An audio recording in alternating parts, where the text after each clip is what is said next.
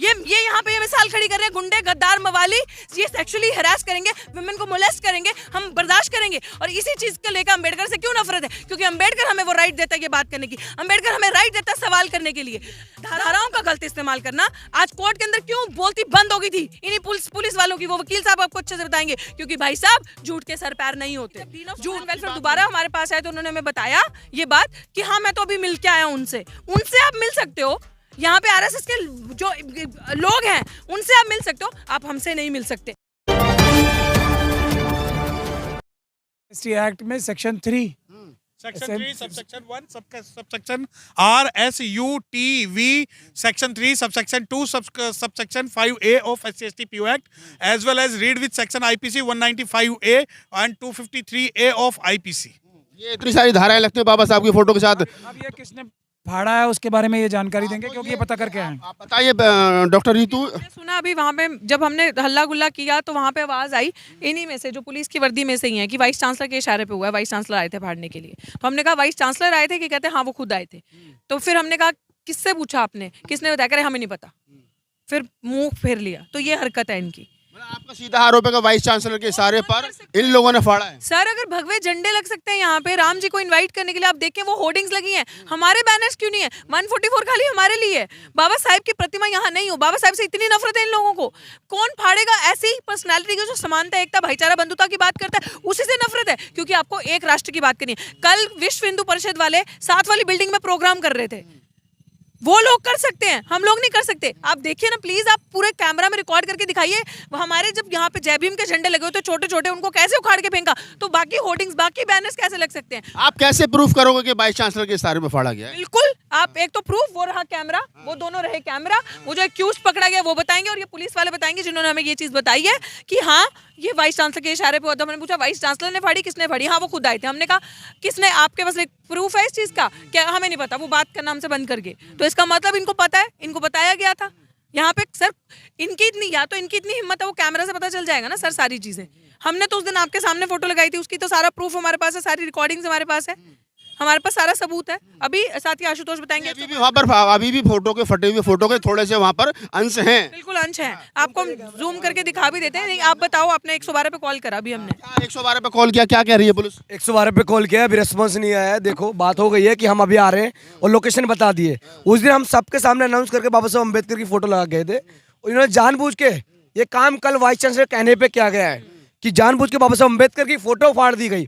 इस यूनिवर्सिटी में एक तरीके से यहाँ आरएस की शाखा और सब चीज है, मान्यता है, लेकिन बाबा साहब अम्बेडकर जो सिंबल ऑफ नॉलेज है, भारत में Indian father of Indian constitution है, वो तमाम एक शोषित और जो वंचित तबके हैं उनके बहुत बड़े उनके सुधारक है, समाज सुधारक है, मसीहा है।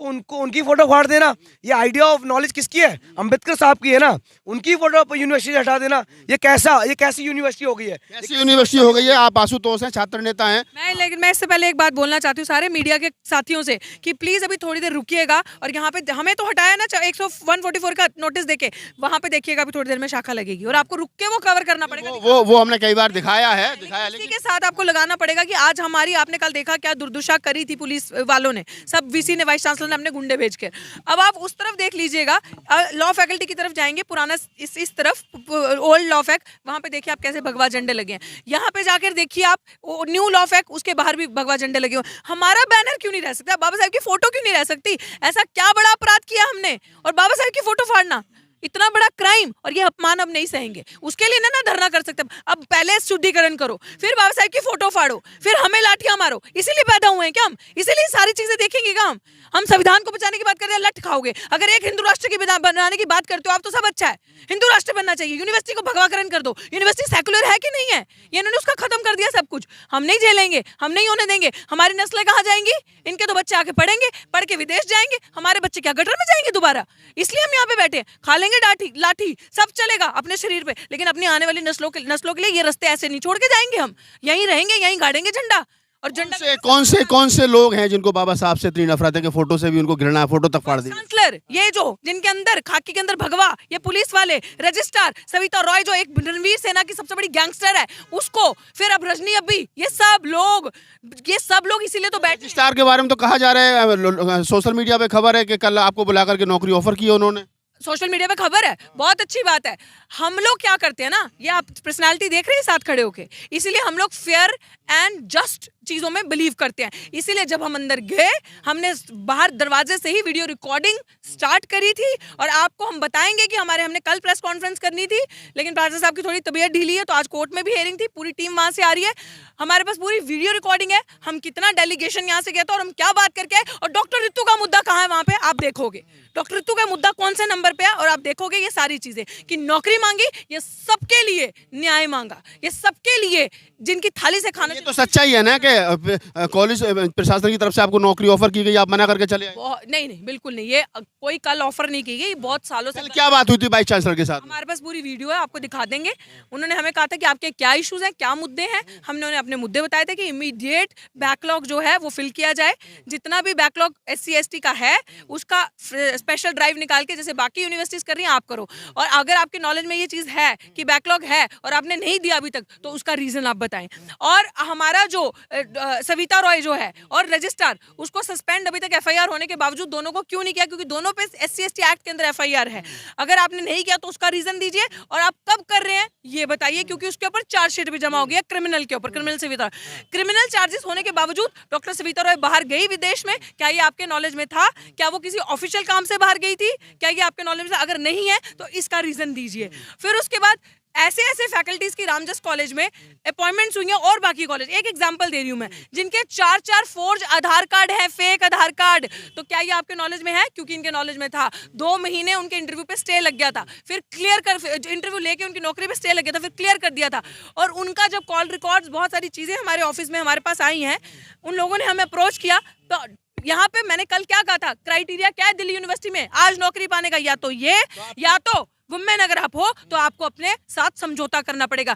रात को 1:30 बजे से लेकर 2 बजे तक, सुबह 4:30-5 बजे तक कॉल एक्सचेंज हुए बिटवीन द गर्ल जो अपॉइंट हुई है as a permanent faculty and the chairman of the college. Is this the criteria to get a job in DU? Do you think that we women now need to choose this road to get a job in the one of the affiliated premium university of India? हमें ये करना पड़ेगा।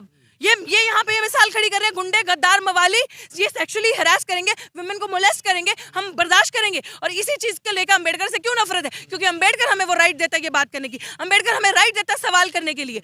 धाराओं का गलत इस्तेमाल करना, आज कोर्ट के अंदर क्यों बोलती बंद हो गई थी इन्हीं पुलिस वालों की, वो वकील साहब आपको अच्छे से बताएंगे, क्योंकि भाई साहब झूठ के सर पैर नहीं होते। झूठ आपकी बात नहीं मानी गई कल वाइस चांसलर ने? कोई बात नहीं मानी, अभी कोई मांग नहीं। मानेगा कैसे? एक झूठा कैसे मानेगा? उन्होंने कहा कि हमें टाइम चाहिए, कितना टाइम का कुछ नहीं पता। और आप उसके बाद देख लो, क्योंकि हमारे सवाल इतने ताकतवर थे, हमारे सवाल इतने सही और जेन्युइन थे, वो उन सवालों से डरते हैं जैसे इनके आका मोदी डरते हैं। उन सवालों से मोदी डरते हैं? नहीं, पूरी बात सुनिए, उन सवालों से वो डरे। फिर वाइस चांसलर इंक्लूडिंग रजनी अब्बी, हमें तो वाइस चांसलर मिलने, रजनी अब्बी कौन है? सुनिए, प्रॉक्टर, दिल्ली यूनिवर्सिटी की जो BJP की मेयर है, उसने तो मना कर दिया, हमें वाइस मेयर थी जो, उसने तो मना कर दिया हमसे मिलने के लिए वाइस चांसलर। उसने अपना एक किसी को ड्यूटी अपॉइंट की थी, और डीन ऑफ स्टूडेंट वेलफेयर उसने मिले। बट आप सोचिए कि जब डीन ऑफ स्टूडेंट वेलफेयर दोबारा हमारे पास आए तो उन्होंने हमें बताया ये बात कि हाँ मैं तो अभी मिल के आया उनसे आप मिल सकते हो, यहाँ पे RSS के जो लोग हैं उनसे आप मिल सकते हो, आप हमसे नहीं मिल सकते, आप हमारी बात नहीं करते। और ये मैं आपको क्यों बता रही हूँ आपकी इन्फॉर्मेशन के लिए, कि जब इन्होंने हमें उसके बाद पुलिस वालों को अंदर बुला के ऑर्डर दिए गए, संघ से ऑर्डर आए, इनके ऑर्डर आए कि मारो अब इनको लाठी और इनको भगाओ। और स्ट्रैटेजी देखिए, हमारे वकीलों को साइड पे जितनी भी हमारी टीम थी, प्राचा साहब जो कन्वीनर थे, जो कल उस मुहिम के कर्ता दरबार, उनको साइड पे बुला के, जितने भी और लीडर्स थे साइड पे बुला के बात कर रहे थे। I was also standing there listening, और पीछे से हमारे लोगों पे पथराव करना शुरू कर दिया पुलिस ने। पुलिस पीछे से जय श्री राम के नारे लगा रही, कैन यू बिलीव दैट? और पीछे ही विश्व हिंदू परिषद का प्रोग्राम हो रहा था। कौन सी डेमोक्रेसी में रह रहे हैं? कौन से सेकुलर यूनिवर्सिटी की बात कर रहे हैं हम? ये सिचुएशन है। और आगे पीछे करके पुलिस कोनियां तक मार रही है विमेन को, कितनी महिलाओं की ब्रेस्ट पे कोनियां लगी हैं, वो हमने देखा। You have recorded it all. थोड़ा सा बताइए प्राचा साहब, क्या हुआ कोर्ट में आज? देखिए, कोर्ट में तो जो हुआ वो ये हुआ कि अब इसमें अमित शाह साहब का और मोदी जी का रोल एकदम साफ हो गया है। दिल्ली पुलिस के जो सबसे शार्प, सबसे बड़े लॉयर हैं, उनको आज एंगेज किया गया है। जैसे ये जिनको आमतौर पे ऐसे केसेस में एंगेज किया जाता है जो कि एंटी नेशनल केस के होते हैं, UAPA के केसेस होते हैं, या कोई बहुत बड़े क्राइम के केस होते हैं, उनको जो पुलिस है अपना वकील करके लाइए। लेकिन और भी उससे मज़ेदार बात क्या है, आप पूरे देश में सबको पता है कि सरकार का काम, स्टेट यानी कि सरकार का काम क्या होता है, कोई सिटीजन पुलिस स्टेशन में जाके एफआईआर कराने आए तो उसकी एफआईआर दर्ज करे। लेकिन दिल्ली की जो गवर्नमेंट है, जो सरकार है, उसने स्टेट के तौर पे स्टेट का वकील इन दिल्ली पुलिस के वकील को बनाया है।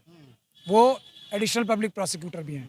यानी कि क्या, स्टेट जो है अब खुद अपने खिलाफ लड़ेगा, क्योंकि जो वादी होता है, जो कंप्लेनेंट होता है, जो पीड़ित होता है, उसके बिहाफ पे स्टेट लड़ता है। इसीलिए आपने सारे केस देखे ना, स्टेट वर्सेस होता है, फला फला एक्यूज्ड या मुलजिम, तो स्टेट होता है जो कंप्लेनेंट होता है उसकी तरफ, यानी कि डॉक्टर रितु की तरफ से स्टेट लड़ेगा। अब इस केस में सबसे मज़ेदार बात जो हुई है, यह एकदम जिससे आरएसएस बीजेपी का चेहरा बेनकाब हो गया, कि स्टेट की तरफ से वकीलों के, यानी कि डॉक्टर रितु की तरफ से जो वकील खड़ा किया है स्टेट ने, वो डॉक्टर रितु के खिलाफ बोलेगा। स्टेट अपने ही खिलाफ बोलने के लिए अब वकील खड़ा, केस की ये थोड़ी सी अलग, दो अन्य केसों से इसलिए अलग भी है। ये केस ही सबसे अलग है। यही बाबा साहब भीमराव अंबेडकर का संविधान है जो इतना मजबूर कर देता है सबको कि सब अपने चेहरों से नकाब उतारें और कपड़े उतारें और उनका असलियत जो है सामने आ जाए। तो आज स्टेट को जो हाईजैक कर रखा है आरएसएस वालों ने, वो चेहरे से बेनकाब हो गया उनका पर्दा। तो ये महमूद प्राचा जी थे जी। दूसरी बात जो यहाँ हो रहा है, किसी और की फोटो से तकलीफ नहीं है, ये अपराध है। सिर्फ बाबा साहब डॉक्टर भीमराव अंबेडकर की फोटो से तकलीफ है। 50 आप खुद जाके देख सकते हैं, सिर्फ एक ही फोटो से तकलीफ है, इसीलिए SC/ST एक्ट का केस है। तो आप महमूद प्राचा थे और तमाम जो कल की घटना हुई हमने उसके बारे में भी सवाल लिए कि किस प्रकार से कल क्या BC के साथ में बात हुई, थाने में क्या हुआ, और अभी जो बाबा साहब डॉक्टर अम्बेडकर की फ़ोटो फाड़ी गई है उसके बारे में हमने सत्यप्रकाश जी से पूछा कि क्या क्या धाराएं उसमें लगेंगी। बड़ी बात यह है कि जो रितु ने गंभीर आरोप लगाए कि नौकरी के बदले शरीर जो है वो मांगा जा रहा है, महिला जो शिक्षक है उनको परमानेंट करना। जी, और ये तो अभी 2 कॉलेज खुले हैं। आरएसएस और बीजेपी का असली चेहरा दिल्ली यूनिवर्सिटी से बेनकाब होकर पूरे देश में जाएगा कि ये ऐसे ऐसे गंदे घिनौने काम कर रहे हैं, महिलाओं के साथ पैसे लेके कॉलेजेस के अंदर ये सब चल रहा है। पढ़ाई लिखाई नहीं चल रही है आरएसएस और बीजेपी के राज में। ये अभी 2 कॉलेज खुले हैं, पड़ोस पड़ोस में हैं, दौलतराम, रामजस, उसके बाद हिंदू, उसके बाद स्टीफंस, उसके बाद ये सब, ये सारे कॉलेजों में के अंदर जो गंदे घिनौने काम आरएसएस और बीजेपी ने पिछले 10 साल में शुरू किए, वो सब बेनकाब होंगे। आप सब लोग देखेंगे, इसीलिए अम्बेडकरवादियों से डरते हैं।